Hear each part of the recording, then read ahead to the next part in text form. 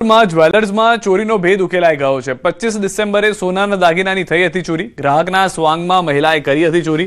પોલીસે ચોરી કરનાર મહિલાની ધરપકડ કરી લીધી છે। સમગ્ર ઘટના સીસીટીવી કેમેરામાં કેદ થઈ હતી।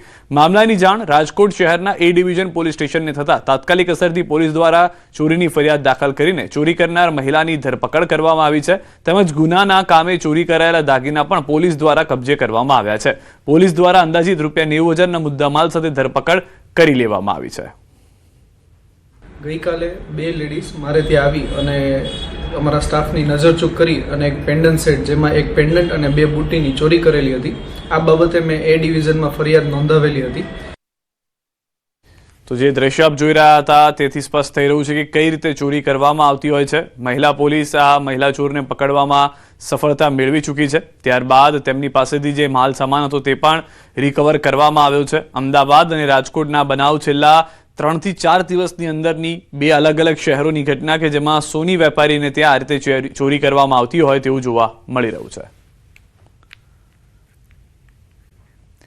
મહત્વના સમાચાર। અમદાવાદમાં નજર ચૂકવી ચોરી કરતી ગેંગ સક્રિય થઈ છે। આનંદનગર વિસ્તારમાં જ્વેલરીના શોરૂમમાં ચોરી થઈ છે। ગ્રાહક બનીને આવેલ ટોળકીએ સેલ્સમેનનું ધ્યાન ભટકાવી અને ચોરી કરી। ટોળકી સાથે આવેલ 12 વર્ષના બાળકે ₹3.13 લાખના સોનાના દાગીનાની ચોરી કરી છે।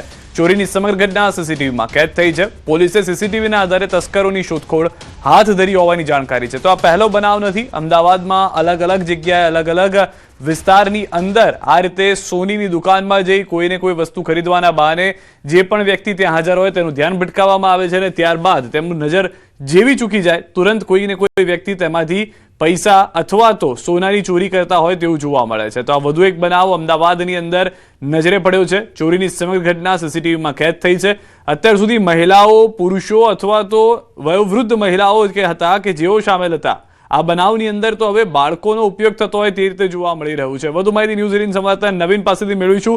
નવીન, શું છે સમગ્ર ઘટના આ સીસીટીવીની અંદર જે રીતે જોવા મળી રહ્યા છે? એક 12 વર્ષનો બાળક હવે શામિલ છે ચોરીમાં। રીતે આનંદનગરમાં જે એક સીસીટીવી સામે આવ્યા છે જેમાં જ્વેલર્સની દુકાનમાં મહિલાઓ આવે છે અને સાથે એક 12 વર્ષના બાળકને લઈને આવે છે।